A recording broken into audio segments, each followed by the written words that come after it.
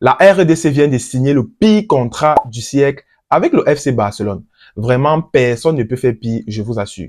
Donc, après avoir bradé leur sous-sol aux États-Unis pour la paix avec le Rwanda, la RDC vient comme ça de signer un partenariat ridicule avec le FC Barcelone.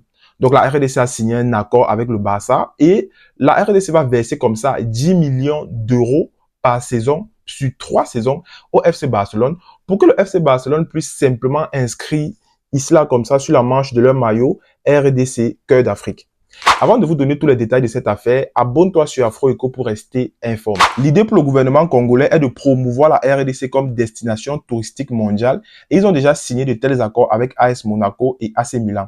Normalement, ce slogan apparaîtra dès le dimanche 10 août lors du match pour le trophée Gamper. Le FC Barcelone, quant à lui, compte sur cet argent pour équilibrer son fair play financier.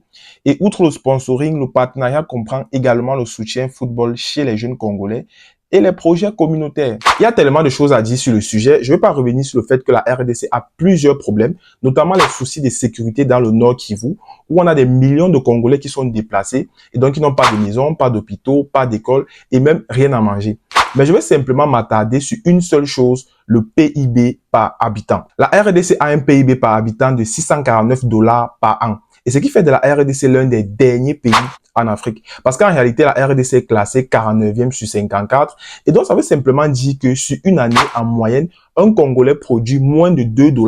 Pour être exact, un Congolais produit 1,74 $ par jour sur une année.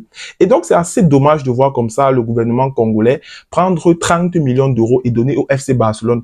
Et puis même, comment le FC Barcelone fait pour accepter ce genre d'argent? Parce que le FC Barcelone aussi a des problèmes de fair play financier. Donc, il n'hésite pas à prendre de l'argent n'importe où. Et c'est pour ça d'ailleurs que je ne peux jamais supporter le FC Barcelone, parce qu'un club comme le Real de Madrid ne peut jamais faire ce genre de choses et arnaquer comme ça des populations qui sont dans la souffrance. Rappelons que la RDC, c'est 2 345 km², donc le deuxième pays le plus grand en Afrique, 105 millions d'habitants, dont le quatrième pays le plus peuplé, et des minerais en tout genre. C'est vraiment dommage de voir un aussi grand pays avec un fort potentiel sombrer. Donc, donnez-moi votre avis sur cet accord-là dans l'espace commentaire. Si tu as appris aujourd'hui, like, partage et surtout abonne-toi.